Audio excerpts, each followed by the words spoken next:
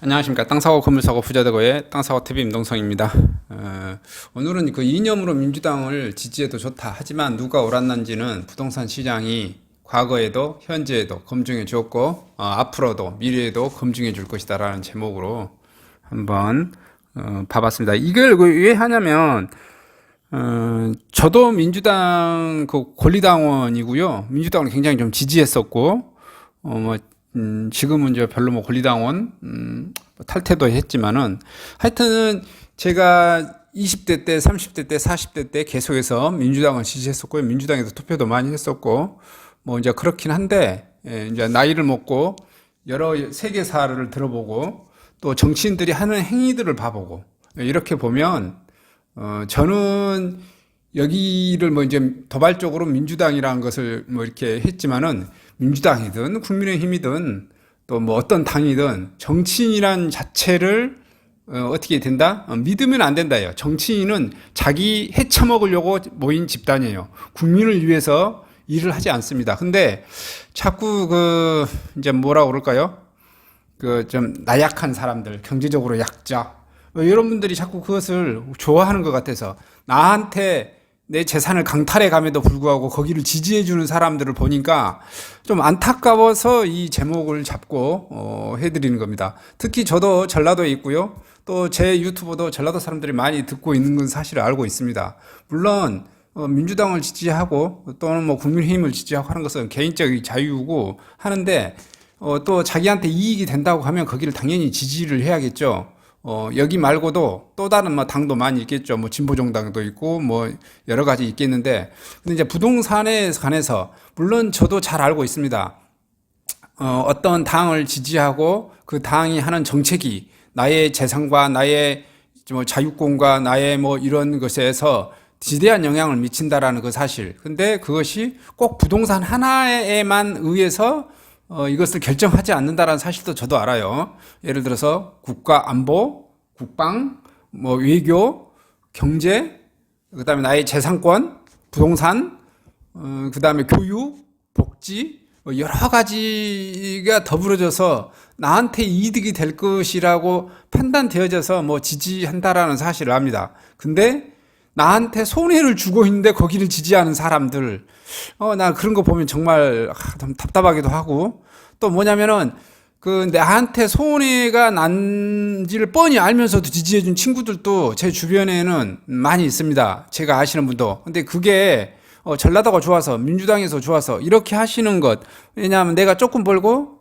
뭐 하지 나한테 손해가 오더라도 이걸 알면서 그러한 행위를 하신 분들은 이해라도 해요. 왜 그러냐면은 너무 많이 가진 자들이 가져가는 거에 대해서 불만이고, 지금 내가 소득이 한 2천만 원 되는데 내가 한 1,000만 원밖에 못 벌어 이렇게 하더라도 가난한 사람을 위해 준 정책이다 민주당이, 이렇게 해서 거기를 지지하겠다라고 생각하신 분들은 뭐 괜찮겠죠. 자기가 그걸 알고도 그렇게 하는 거니까.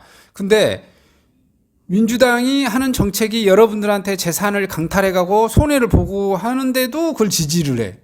그걸 모르더라고. 이게 제가 보기에는 그래요. 왜냐하면 재산세도 오지게 뜯어가고 종부세도 뜯어가고 건강보험료도 막 뜯어가는데 거기를 지지해줘. 그거 좀 이해하지 못한 그런 것인데, 어쨌든 이제 그걸 제가 한번 설명을 해보고, 이제 그걸 알고라도 그렇게 지지하신다면 뭐 그렇게 지지하시라. 또 어차피 모든 인간은 자기의 이익된 쪽으로 하는 행위이기 때문에 어쨌든 자 봐보겠습니다. 과거에도 현재에도 이제 검증해 주었다라고 제가 제목을 달았잖아요. 봐보시면 확실한 것은 이것입니다. 더불어민주당이 과거 전신에 해당되는 정권, 노무현 정권에서 부동산 폭등을 결과적으로 하여튼 부동산 폭등 오지게 나왔습니다. 그래서 어떻게 됐죠? 자산 불평등이 이루어졌죠. 가진 사람이 더 많이 갖게. 근데 그때도 뭐냐면 노무현 정권은 뭐였죠? 가지지 못한 사람을 위해서 하겠다는 정책을 막 펼쳤어요. 5년간. 그랬더니 어떻게 결과가 가난한 사람이 더 가난해지고 부자가 더 부자가 되는 그런 결과가 되어졌어요. 그다음에 뭐 국민의힘 전신 이명박 정권 때는 이제 뭐 결과를 봤더니 부동산이 평균적으로 소폭 마이너스였습니다. 뭐 이제 지역마다 상승하는 지역도 있고, 근데 이제 전국 평균으로 보면 소폭 하락이었다라는 거죠. 그리고 박근혜 정권 때는 소폭 상승이었죠.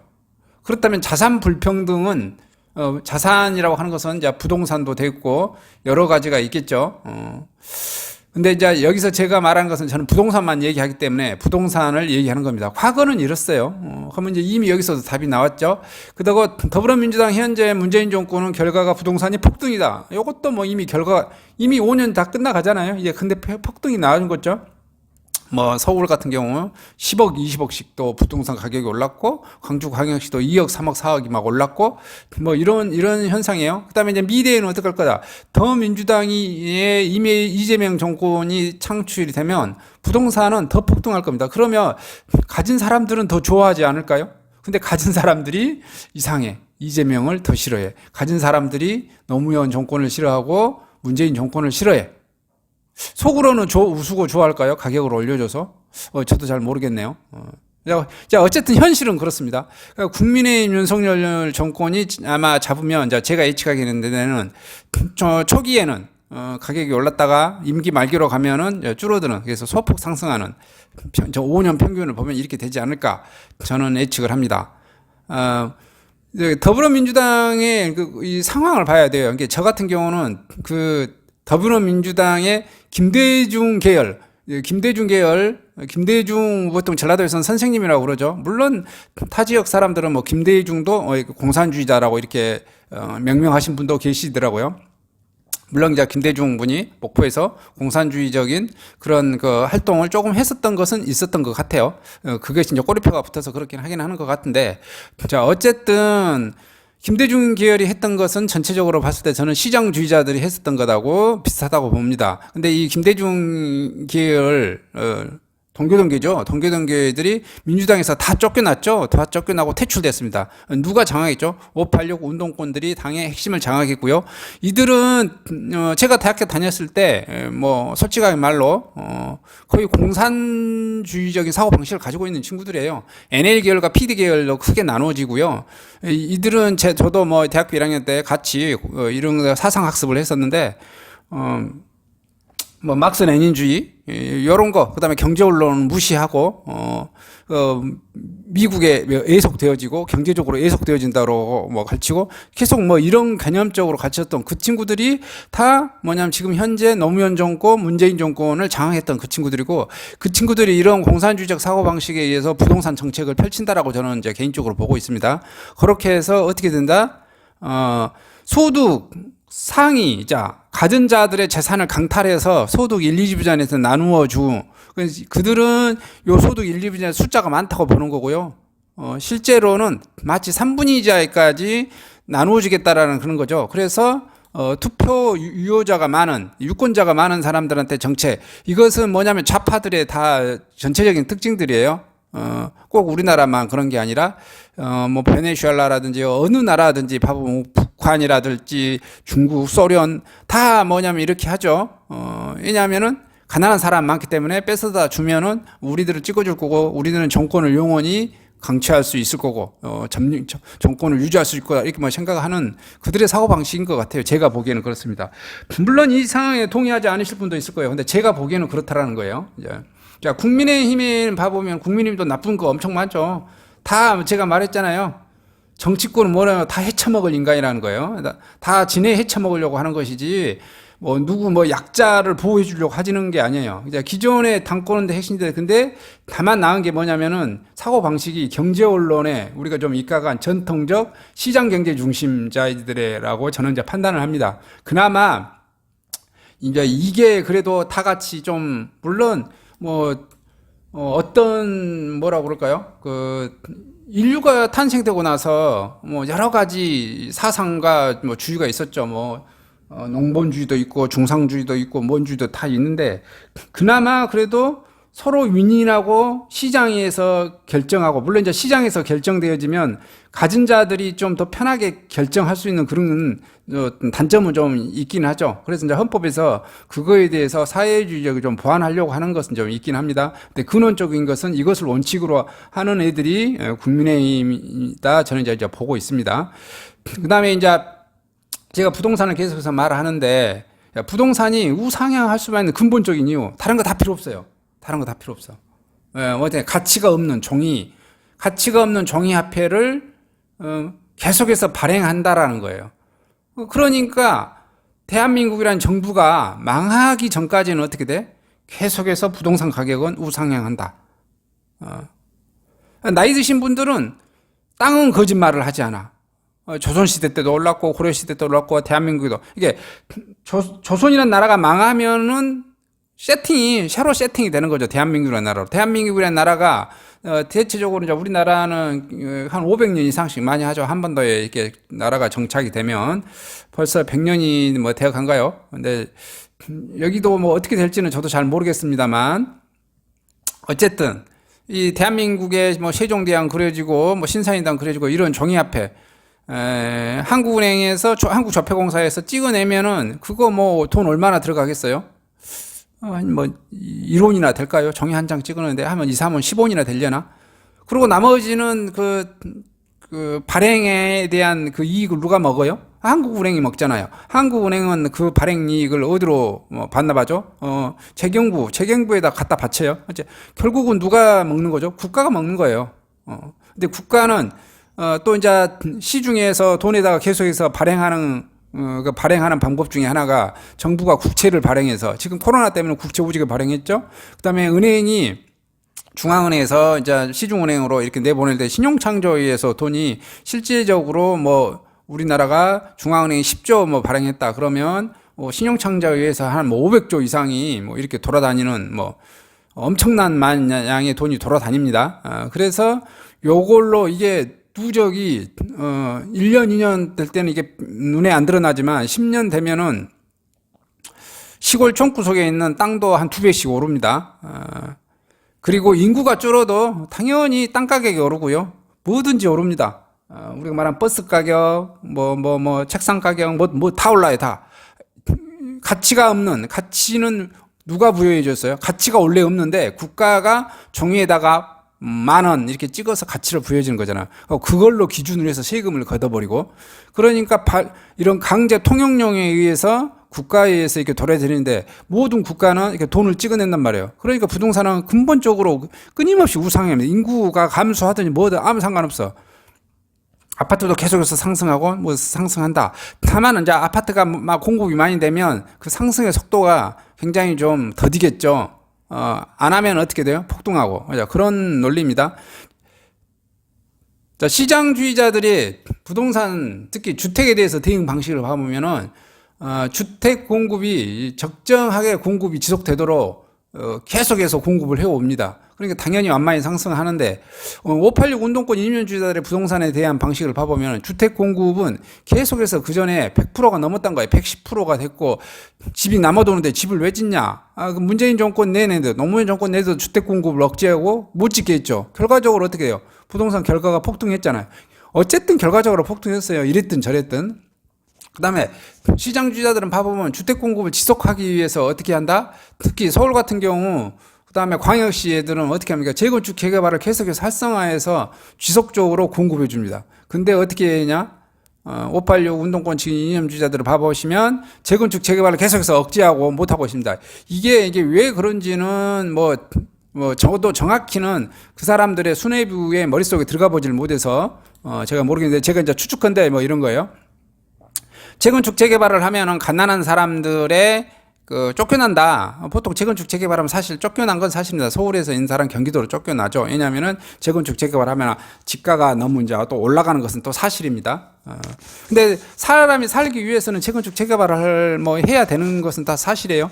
우리 박원순 씨 하시는 거 봐보세요.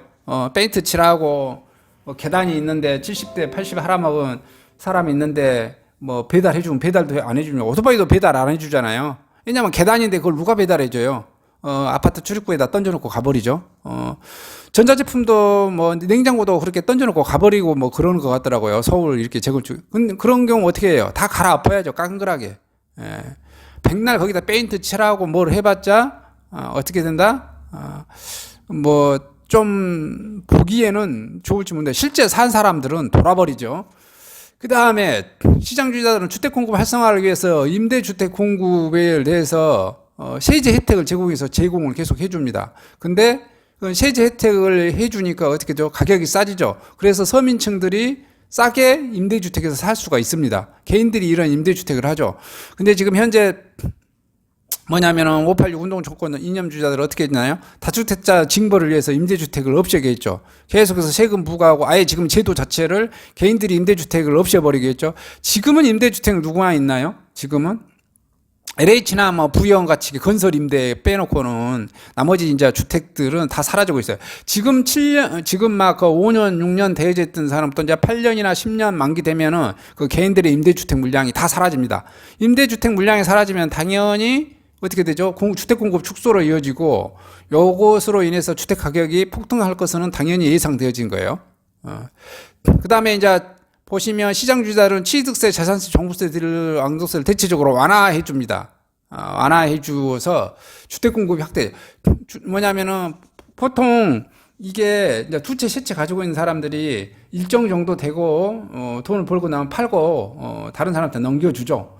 그런데 이게 뭐냐면은 지금 현재 정권을 봐보면 세금을 왕창, 자, 취득세도 뭐 12%, 뭐 13.2% 때리고 재산세도 예를 들어서 뭐 때리고 종부세도 막 3%, 6% 때리고 양도세도 예를 들어서 뭐 50%, 66%, 77% 때리고 이렇게 때리면 뭐냐면은 이게 부동산을 내놓을 거라고 생각하잖아요. 근데 현실에서는 어떻게 돼? 이런 중과 정책이 안 파는 쪽으로 이렇게 하는 거잖아요. 그죠?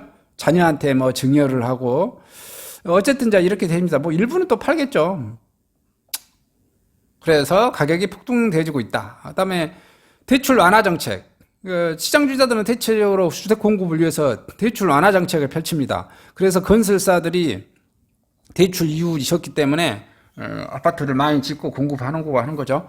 그리고 개인들도 이런 것을 투자 행위가 이루어지는 거고, 근데 운동권 이념주의자들은 부동산 대응 방식이 대출을 강화하고 아예 막 대출을 아예 못하게 틀어막고, 그러니까 건설사들도 대출이 안 되니까 아파트 개발 사업 자체가 불가능해서 공급이 안 되고, 개인들도 뭐냐면은 주택 투자 자체가 불가능해서 이런 게 물량이 폭감되어지는 거죠. 이러한 것은 주택은 빵은 하루아침에 하룻밤 사이에 만들어낼 수 있지만 이런 주택은 몇 년이 보통 걸리죠. 땅 작업하는데 그냥 아파트 땅만 있으면 짓는 데까지만 해서 아파트 2년에서 3년이지만은 땅 작업하고 뭐 하면은 짧게는 뭐 한 7, 8년, 길게는 한 10년, 15년 걸립니다. 그러니까 주택 공급이 계속해서 축소가 이루어지고 있죠.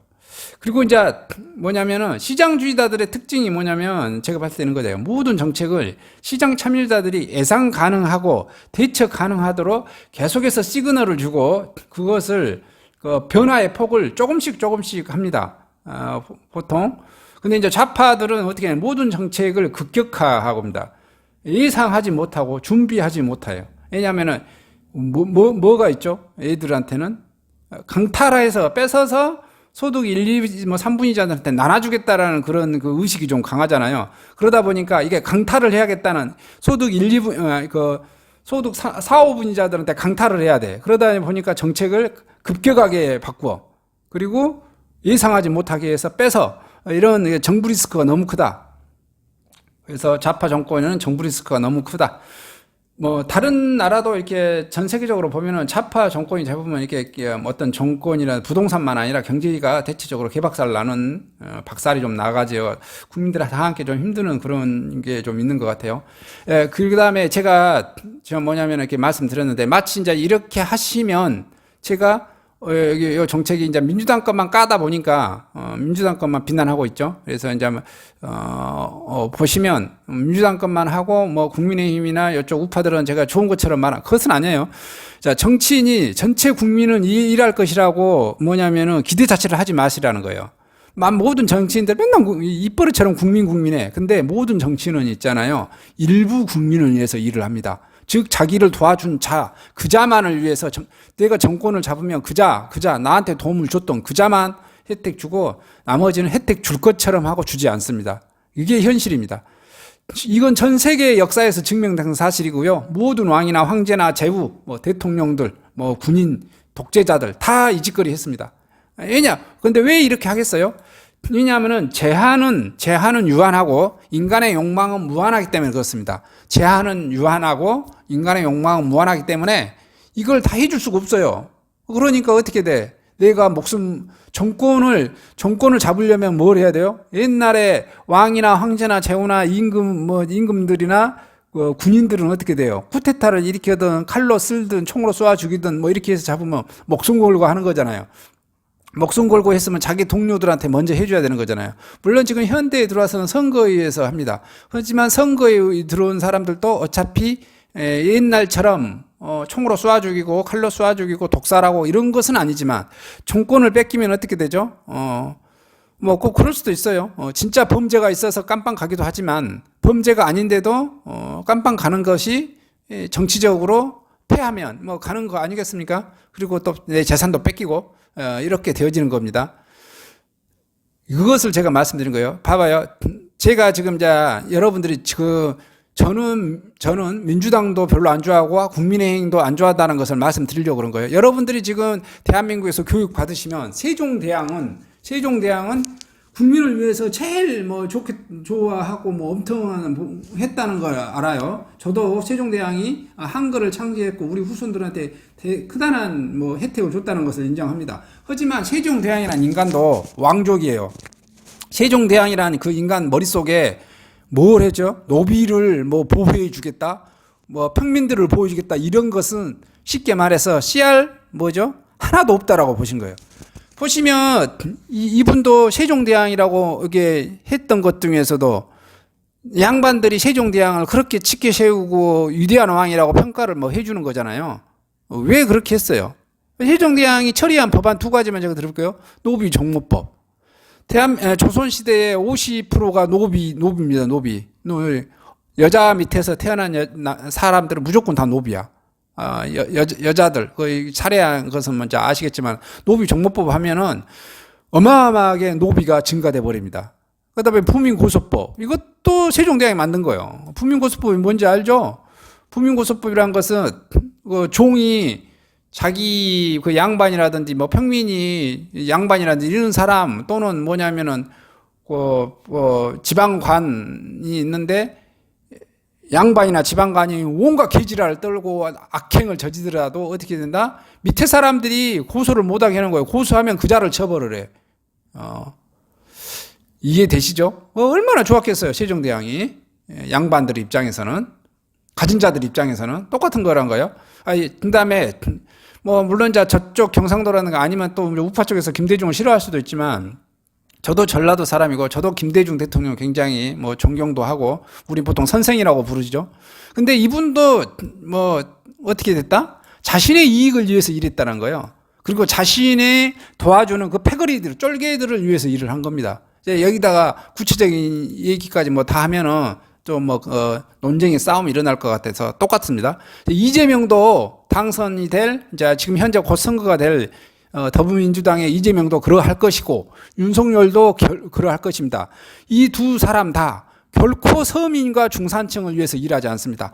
다 할 것처럼만 합니다. 그래서 이제 제가 봤을 때 이놈을 찍든 이놈을 찍든 이분을 찍든 상관이 없는데, 물론 여러분들 아까 제가 말씀드린 것처럼 여러 가지를 고민을 해서 노동 정책이라든지 그래서 군사 외교, 그다음에 복지, 후생, 건강보험 이런 시스템 같은 것을 또 부동산 다 고려해서 나한테 도움이 될 사람 찌그릇이라는 건데, 여기 하지 않는 사람들이 굉장히 좀 많더라는 거죠.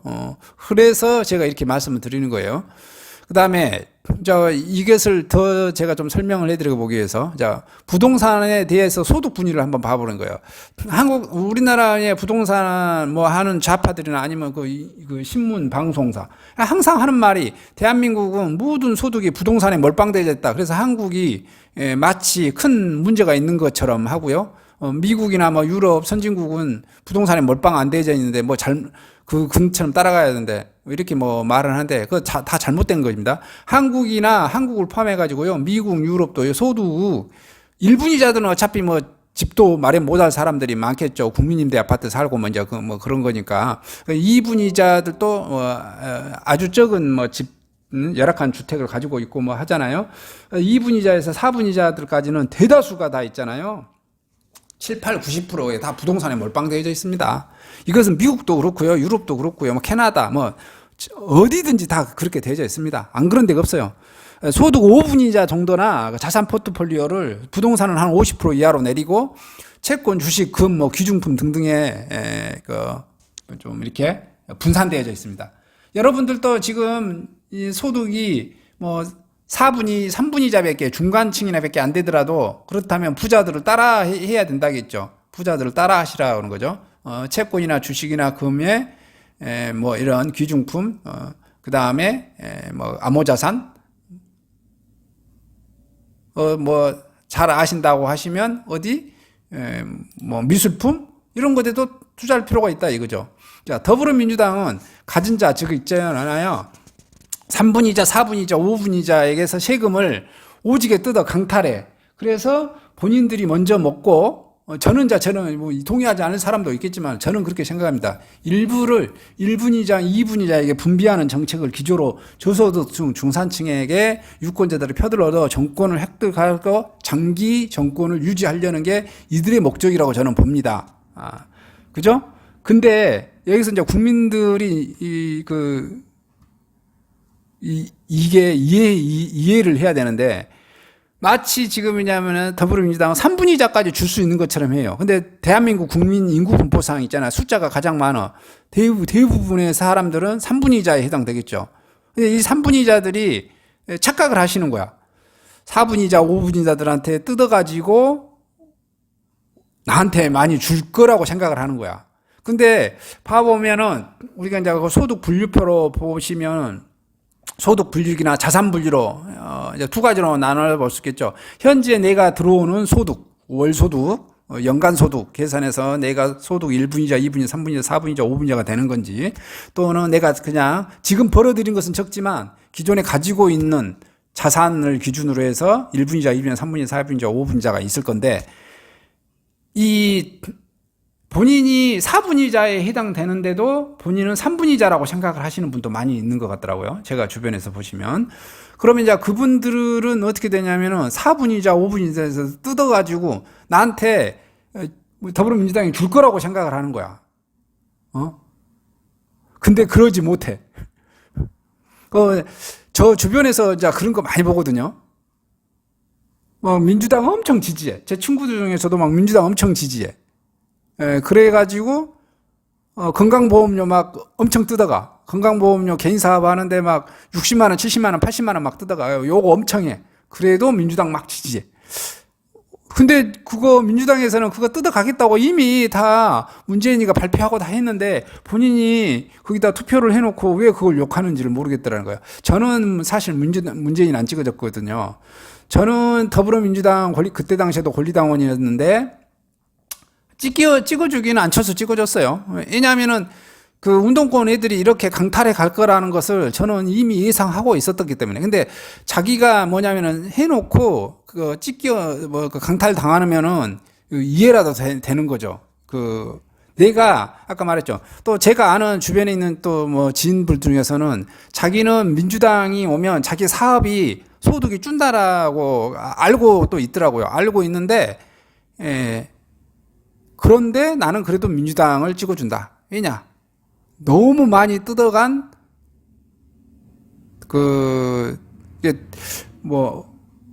뭐라고 그랬죠? 이명박이라든지 여러 정권들, 대기업들이 너무 많이 해서 가서, 이렇게 가는 것 자체가 난 너무 안 좋다. 이렇게 이제 생각하시는 분도 있죠. 그래서 내가, 예를 들어서, 1,000만 원 넘게 벌었는데 한 7, 800, 500 정도 벌어가면 그래도 괜찮지. 예, 우리 다 같이 여기 소득 1, 2분이라도 먹고 살기 위해서 민주당이 해준다는데 이런 사고방식을 가지신다면 괜찮아요. 특히 이제 이런 거죠. 기본소득 같은 거 마찬가지예요. 이게 정부가 뭐냐면 이게 기본소득 강화, 이재명 기본소득 강화죠. 정부 지출 강화. 요것이 이런 기본소득 강화하고 정부 지출을 강화하려고 하면 어떻게 되죠? 물론 다른 데서도 세금을 많이 뜯겠지만은 부동산 관련 종부세라든지 재산세도 취득세도 양도세도 많이 뜯어내겠죠. 그런데 그렇게 해서 많이 뜯어내서 이 기본소득으로 또 기본소득이 아니든 기본소득으로 아니든 어떻게든지 소득 1, 2, 3분이자 아니면 또 뭐 전체 국민들한테 뿌립니다. 뿌리면 어떻게 되죠? 이게 인플레를 유발해서 자산시장이 다시 폭등합니다. 그래서 다시 월세가 폭등이 되어지고 이것은 다시 가진 자가 가지지 못한 자한테 월세로 또 강탈해서 그 사람은 또 그 강탈 당한 정부가 내놓으라고 하니까 다시 재산세, 종부세를 또 내야겠죠. 이게 어차피 자본 이동이라고 그래야 될까요?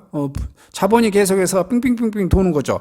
그 와중에 아까 제가 말씀드린 것처럼 너무 급격한 변화로 인해서 망해 나가는 자산가도 있을 거고요. 망해 나가는 자산가도 엄청 이렇게 586 정권을 이제 미워할 겁니다. 그리고 이렇게 나중에 돈을 혜택을 뭐 기본소득이라든지 뭔가를 좀 주면은 고마한 사람도 있지만은 나중에 이게 또 월세가 많이 올라가고 뭐 이렇게 돼지면 어떻게 돼요? 또다시 이게 미워하는 사람도 있겠죠. 이게 뭐냐면은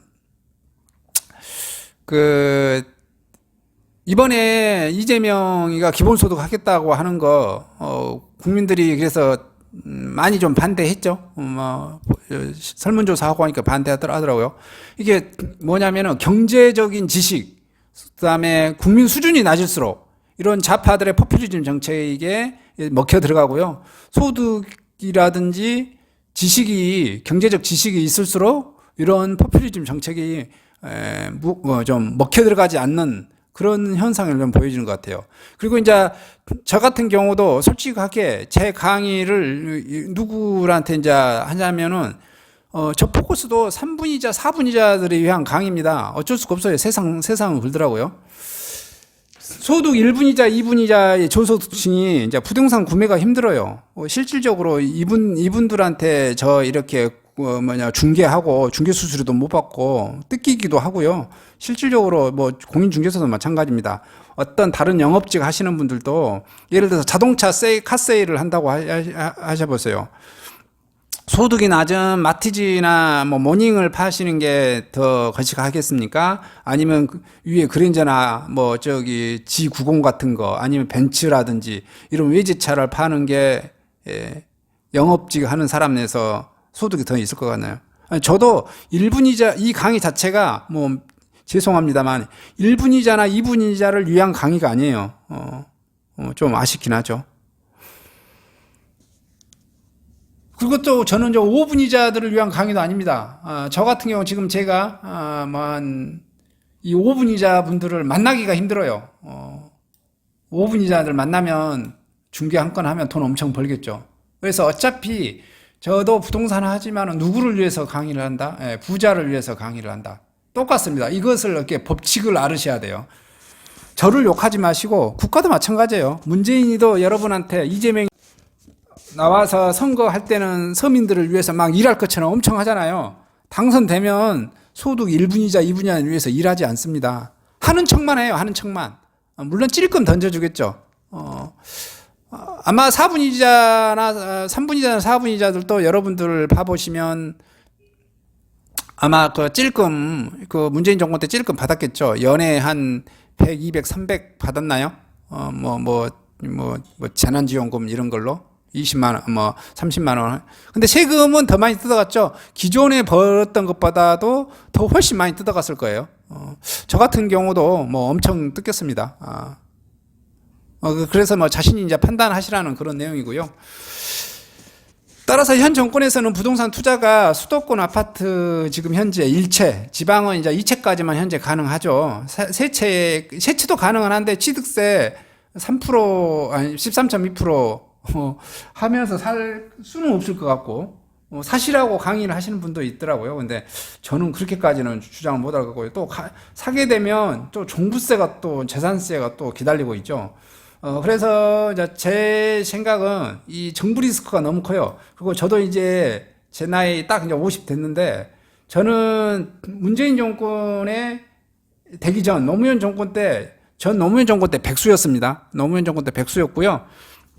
노무현 정권 때 부동산 공부를 저는 이제 책으로 많이 읽고 신문도 보고 뭐 했을 때, 그때 당시에 있으신 분들이 강탈된 것을 봤죠. 그때 저는 아무것도 없었습니다. 저도 거지였고요. IMF 터지고, 그때 당시에 97년에 졸업하고, 98년 이후로 졸업했으니까요. 97년. 취직도 못하고 백수였고, 그때 당시에 이제 뭐 노무현 정권 되고 했었죠. 근데 그때 봐보니까, 더 먹고 살기 힘들더라 이거예요. 제 기준에는 그랬습니다. 뭐, 물론 이제 노무현 분도 뭐 더불어 살고 가난한 사람들을 위해서 일했다는 사실은 알아요. 일을 했다는 사실. 근데 결과는 아니라는 거죠. 어쨌든, 그 다음에 이제 문재인 정권 한 번 더 당하고 나와서 이제 운동권 출신들이 리스크 당하니까 제가 뭐 이제 추천해 드릴 만한 것은 이제 부동산 중에서도 아파트는 서울 수도권 한 채, 지방은 두 채, 그 위에는 어떻게 해야 된다? 뭐 이렇게 지식산업센터나 상가나, 근데 지식산업센터나 오피스텔도 서울, 근데 이 오피스텔도 주택으로 들어가 버리니까요. 이거 미칠 노릇이죠. 이게 아니면 도시형 생활주택이나 이것도 주택인가요? 아니, 주택이 아닌 생숙, 생활형 숙박시설인가요? 이런 것을 하시든지, 이게 주택이 아닌 것 하셔야겠죠. 상가는 이게 굉장히 자금이 좀 커야 돼요. 공시를 나거나 하면은 위험성이, 잘못 잡으면 또 상가집 될 수 있다라는 그런 것도 있고 하는 거니까 자금력이 좀 있어야 되시는, 요거. 그 다음에 이제 토지도 뭐 이렇게 추천해 드릴 만 하고요. 근데 이제 지방은 정말 이렇게 추천해 드리기가 힘들어. 오피스텔도 뭐 안 되지, 지산도 별로지.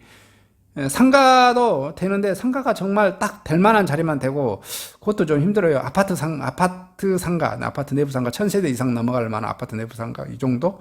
그다음에 괜찮은 지역 토지도 근데 이게 또 잘 잡아야 되지.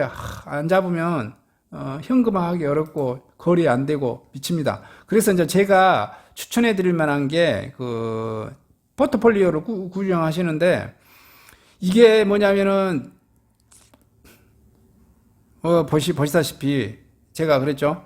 문재인 정권은 지금 이제 그렇고 현재 이재명이나 또 뭐 윤석열이가 되든 누가 되든지 상관없이 여러분의 자산이 아까 제가 말씀드렸죠. 5분이자들만 주식, 채권 이런 데다가 금이라든지 이런 데다가 분산 투자한다고 그러잖아요. 근데 제가 봤을 때는 지금 정부가 하도 쪼아대니까 여러분이 소득이 3분이자, 4분이자에도 어떻게 된다? 이렇게 해외 주식, 채권 이런 데다가 좀 분산 투자를 좀 해둘 필요가 있다라고 저는 이제 개인적으로 생각하거든요. 그래서 해외 이제 리치 중에서 이것도 부동산이거든요. 어차피 이게 형식은 주식이지만 실질은 부동산이니까 저는 부동산이라고 보는데 그러면 이제 같은 부동산 중에서라도 나는 주식은 불안해서 못해 이렇게 하면 부동산을 하시는데 한국 부동산 가지고 있고 해외 부동산 특히 뭐 리얼티 인컴 같은 경우는 그냥 많은 자산이 미국 부동산에다가 투자를 하는데 그 외에 캐나다, 영국, 프랑스에도 투자를 합니다. 그래서 이것은 전 세계 부동산 회사라고 보시면 되시고요. 그다음에 스토어 캐피탈 같은 경우도 봐보시면은 우리가 워런 버핏이 스토어 캐피탈에 많이 투자를 했더라고요. 여기도 그냥 리츠입니다. 리츠 회사예요.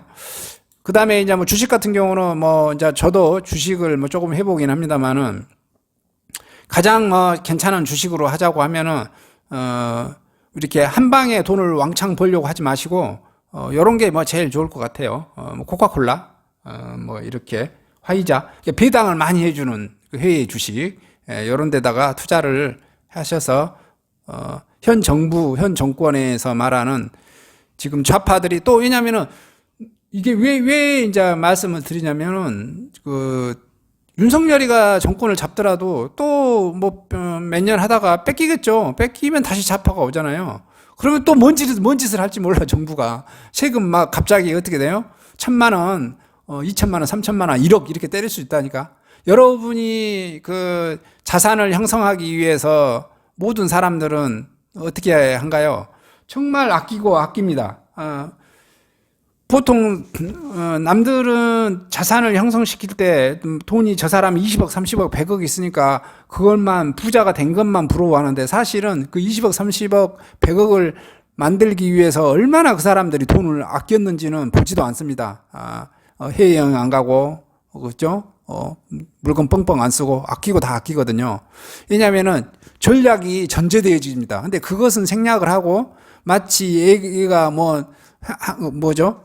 그 무슨 로또나 맞은 것처럼 그래서 이거 강탈하려고 하는 것. 이게 정부 리스크를 제가 여기 문재인 정권 들어서 제가 뼈저리게 느낍니다. 그래서 저 같은 경우는 자산을 어떻게 해야 되겠다? 완전히 제가 지금 저도 3분이자 4분이자 요 정도 위치에 있는 것 같은데 이쪽으로 이렇게 다 돌려버릴 생각입니다. 이렇게 해야 그것도 뭐냐면은 제가 말씀드린 것은 윤석열이가 대통령 되더라도요 재산세나 종부세 찔끔 내려줄 겁니다. 원래 강탈한 놈들이 어떻게 돼? 한번 강탈했으면 어떻게 돼요? 계속 먹고 싶은 거지. 똑같아요. 얘도 당선돼도 찔끔 내려주고 종부세 재산세 찔끔 도와준 척 행위를 할 거라 이거죠. 왜냐면은 이재명이나 윤석열이나 어차피 국민들 뜯어먹으려고 하는 사람들이에요. 큰 차이는 없어요. 큰 차이는. 이걸 아시고 해보시라. 그냥 이렇게. 알고는 투표를 해야 되지 않겠는가. 이런 내용을 간단하게 알려드리고 있고요. 판단하셔가지고요. 잘 되시는 쪽으로 하시기 바랍니다. 이상 영상을 마치도록 하겠습니다. 감사합니다.